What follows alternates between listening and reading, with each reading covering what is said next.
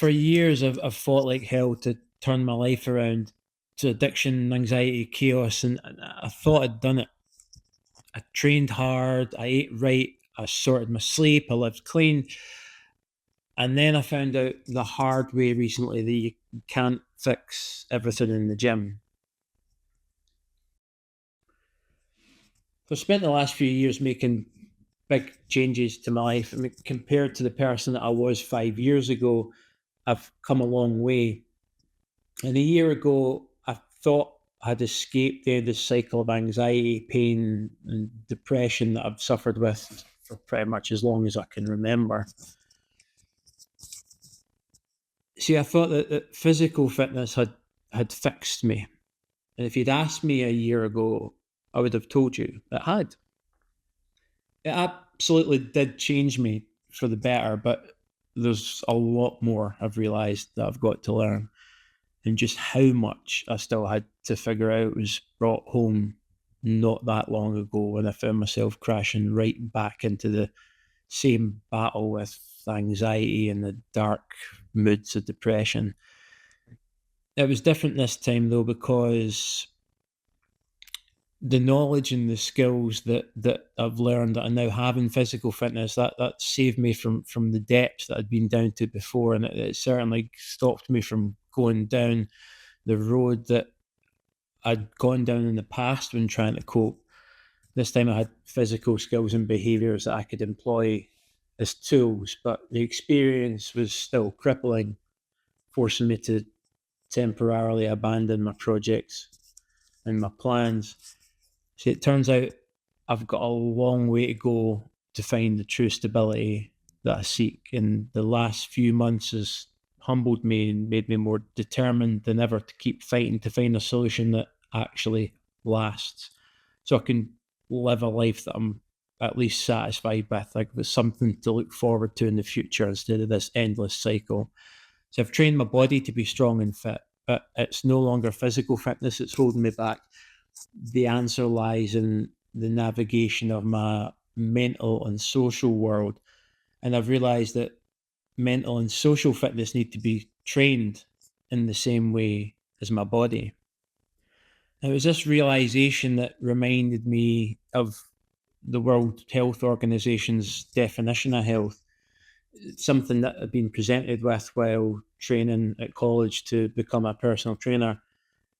According to their charter, health is a state of complete physical, mental, and social well being, and not just the absence of disease or infirmity. Complete well being, physical, mental, and social. And that was my problem in a nutshell. I put everything on the first one and completely ignored working on the other two. I mean, when you hear it, it sounds obvious. It sounds like a great idea. But if I was asking you when was the last time you actually thought about your health in those terms, you think health and you think your body and your mind probably. What would it take for us to live in a world where everybody's physical, mental, and social health was supported? The argument I'm leaning towards is that I think this has to start with each of us asking, what are we doing to be more like the kind of people who would live in that world? Because we've all got a role to play in it, and I think it probably starts with us all taking more responsibility for our own health.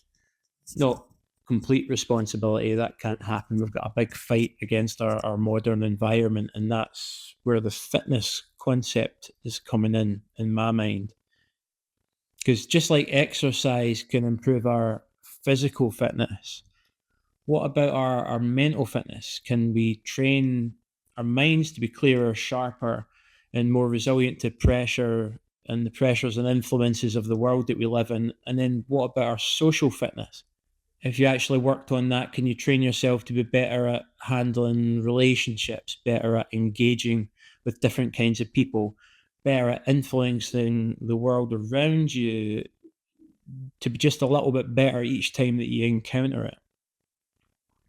So you can passively sit back and let your health in each of these three areas be decided largely by chance, or you can decide to make some effort through practice and repetition. So, what I'm asking, just like in physical fitness, how can we train to have better mental and social health, better mental and social fitness? And just like nobody else can make you physically fit, inescapably, you have to do that work yourself. We can help each other. And then, so the same must be true for mental and social fitness. We still need to do the work, but we could support each other to do it. Now, I'm not trying to say that we should all try and fix the whole world. I mean, there's so much out of our direct control. But I think what I am trying to say is that despite that, we all individually still have a part to play in it. And I think things can only really get better if each of us start with our own bodies, heads, and relationships and communities and have the intention to make those as good as they can be. Because, I mean, I won't lie, for 25 years, I was a complete mess. Addiction, mental health battles, a mind in chaos, still in chaos. The accompanying financial stress, constantly fighting to pull myself back together just to bounce straight back into another car crash. You know, as the saying goes, if they ever launch a degree in fucking things up, I'd be a shoe-in for the guest speaker. But I mean, I've just found managing myself really hard, bringing me to some pretty dark places. I mean, there's honestly so much that I've hated about myself.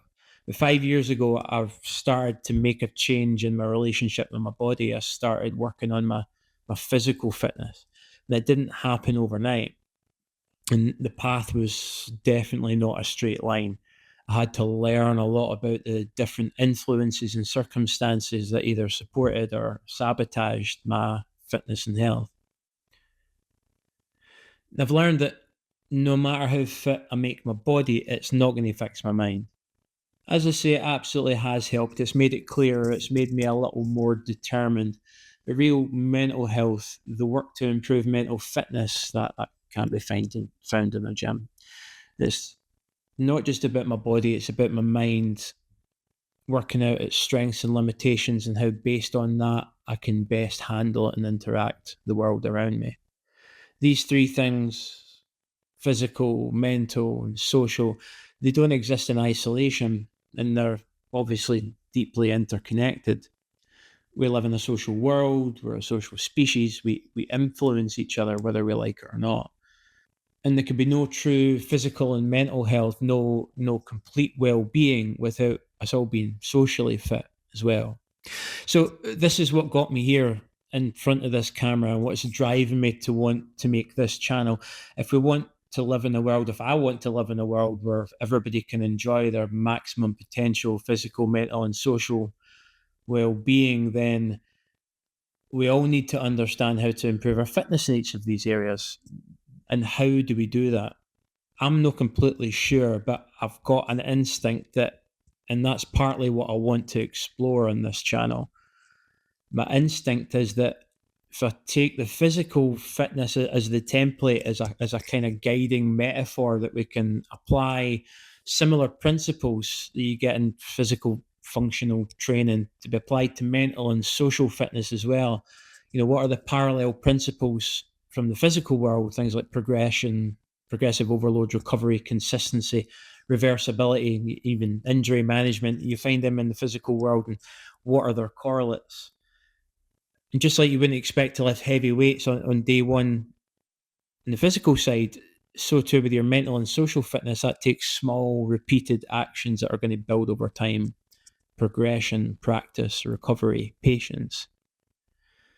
So I've got success in my physical fitness. And, you know, in this channel, I intend to share that knowledge freely. And I believe it's a foundational building block. I think everything starts from looking after your body. It's a foundation to build from. But that learning process that I went through, I want to try and apply that to the mental and social world as well. Can I translate, or can we translate one into the other? Now, although they're deeply interconnected, each one requiring a set of behaviors and responsibilities, I think there's common things we can learn from all three. See, the ultimate goal is to try and develop some kind of framework, one that I want to try and follow, to live my own life in as good a way as I possibly can. And I've got a lot of exploring to do first.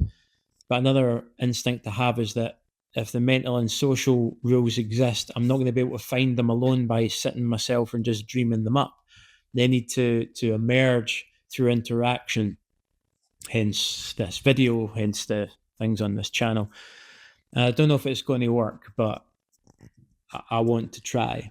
So it's no surprise to me that many of us go about our days not really thinking about how to achieve total well-being, physical, mental, social.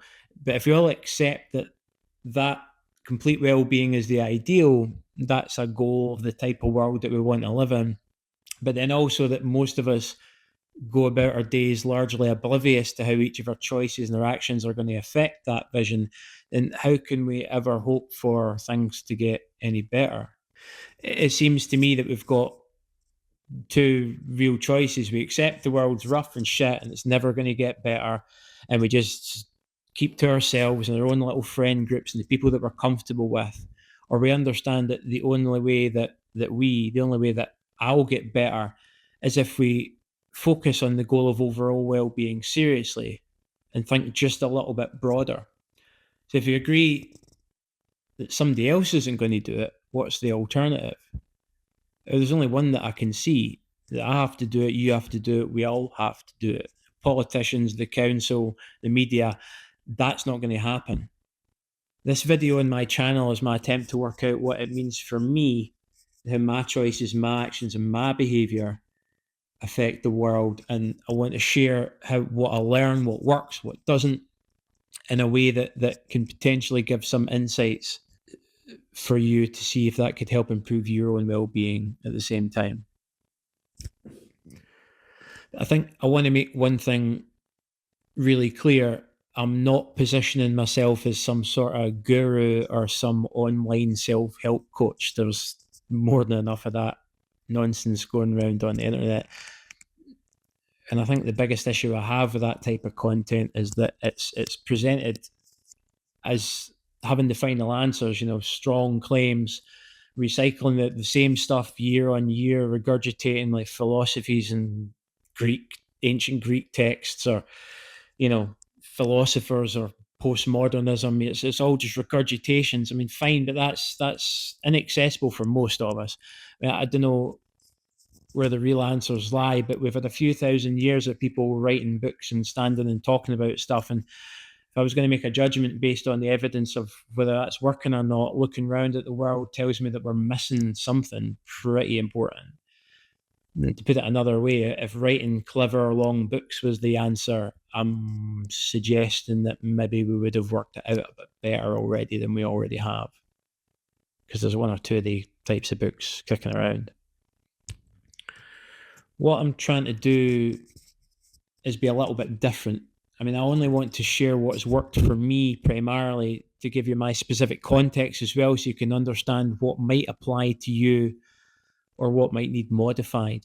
I want to share my search for my own answers in mental and social health. And if I make progress in this areas, I want to share what's worked, but also what hasn't. I think trying to do this, as I've been doing before, under a mask, a social mask, isn't going to work. And this is my personal experiment to see what happens when I stop putting that mask on. It might fail spectacularly, but I think I'm going to be okay with that. Or it might just make me horribly upset and really sad, but we'll see. And the alternative is living like I've been living up till now, and even if my body survives that, my mind and my spirit are going to find that really, really hard. So I'm still figuring it out, and maybe you are too. If anything I've said has got you thinking, I'd love to know more in the comments. What do you think?